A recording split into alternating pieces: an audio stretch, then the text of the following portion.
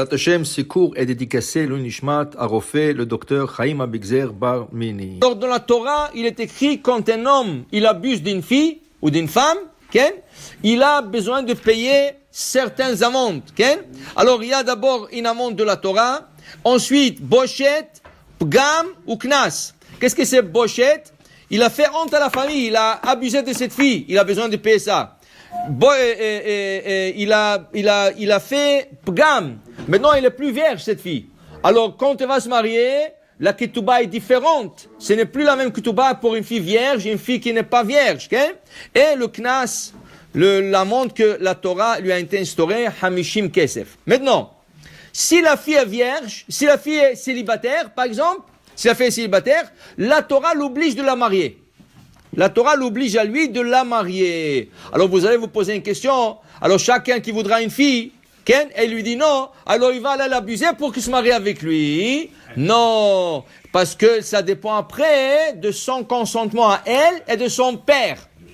De son père. Si le père ou elle ne sont pas d'accord à se marier avec lui, ça marche pas. Alors de l'abuser comme ça, c'est pas une idée.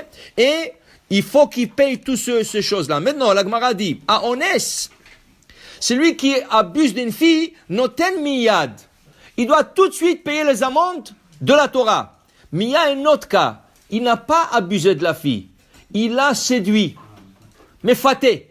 Mefaté, ça veut dire il lui a parlé, il lui a tourné la tête, jusqu'à de sa volonté à elle. Elle était avec lui.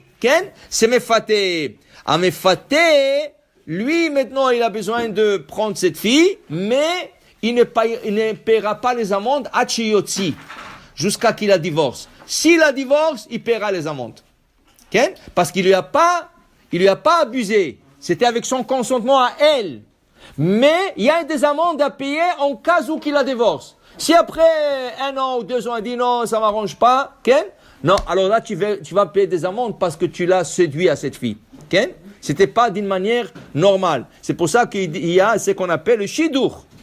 Qu'est-ce que c'est shidur? Shidur, ça veut dire que les deux côtés, ils se parlent, la famille de C, il y a un intermédiaire, un shatran, et le shatran, il parle aux deux côtés. Est-ce que vous êtes d'accord que votre fille rencontre elle? L'autre côté, avec le garçon, est-ce que vous êtes d'accord que votre fils, il rencontre elle? Et là, ils font le shidur, le match entre eux.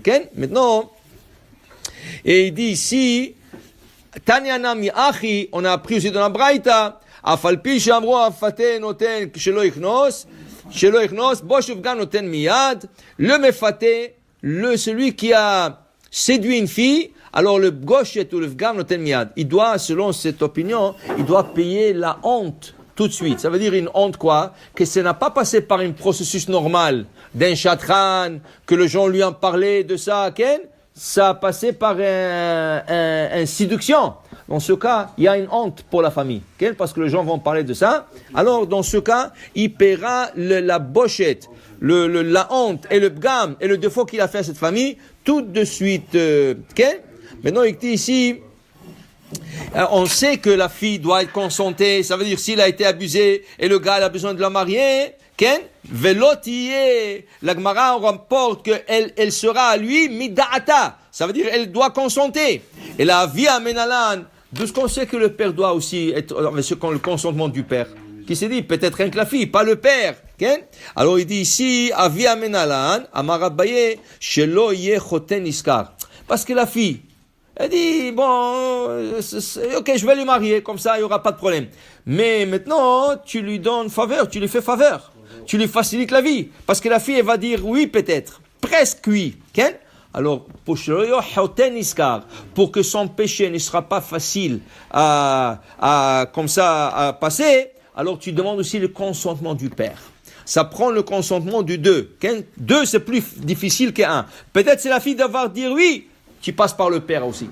Et c'est le père qui va décider est-ce qu'il te donne la fille ou non. Rava Amar Kalva Homer. Rava dit Kalva Homer. Oma mefate shelo avar al da'at avia bilvad. Ben i ou ben avia yicholim la'akev. On est shava al da'at avia val da'at atzma lo kol sheken. Abaye dit celui qui a séduit une fille, il a passé Il a passé l'opinion du père. Il n'a pas demandé au père. Et quand même on demande le consentement du père, c'est lui qui a abusé d'une fille. C'est sûr qu'il a besoin de aussi passer par le père. En d'autres mots, le père et la fille doivent être d'accord. On voit dans la Torah, pas un cas d'abus ou quelque chose comme ça. Quand Eliezer, le serviteur d'Abraham, il arrive à Haran, et il commence à parler, à négocier avec la famille de Rivka, alors le père, entre-temps, il est décédé. Le père est décédé entre-temps. Pourquoi? Parce qu'il voulait empoisonner Eliezer. Maintenant, le lendemain, la famille a commencé à faire des objections.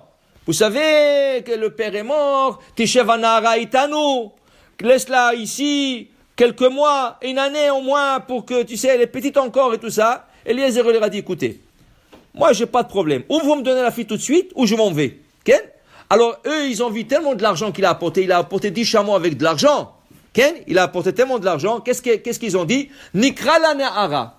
On appelle la petite, on lui demande, qu'est-ce qu'elle pense? Ils ont appelé Rivka, Atelechi Maïchazé. Est-ce que tu veux aller avec cet homme? Elle a dit, j'irai. Et Rashi commente là-dessus, même si vous n'êtes pas d'accord, j'y vais avec lui. Elle leur a dit, même si vous n'êtes pas d'accord, moi je vais avec lui. Parce que c'était une sadeket. Elle ne voulait plus rester dans cette maison. Parce que cette maison, c'était une Avodah Zara. Son frère, son père, il faisait l'Avodah Zara. Et elle a vu qu'elle va être la femme d'un grand sadique. Alors elle a dit, elle. Alors la question, maintenant, se pose, si un garçon trouve une bonne fille, d'une bonne famille, qu'elle est vraiment de bonnes qualités et tout ça, et le père lui dit non. Le père dit non, j'aime pas sa tête. Pourquoi? Ah, c'est pas de notre... Nous sommes marocains, eux ils sont je sais pas quoi, c'est pas notre... Mais la fille elle est bien. La fille, elle est tellement bien, elle a de bonnes qualités. Dans ce cas, il n'y a pas, dit Rav Yosef, il n'y a pas l'obligation de Kibbutz Avaim.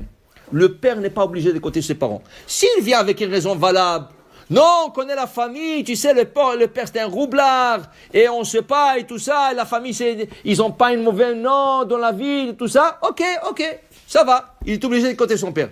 Mais s'ils n'ont pas de raison valable, ils disent des bêtises, n'importe quoi, rien que pour que le garçon il lâche la fille, pas de Kibbutz Avaim. Il se marie avec elle. Même si eux, ils viennent pas au mariage, il peut se marier avec elle. Pourquoi? Parce qu'il n'y a pas de raison que non.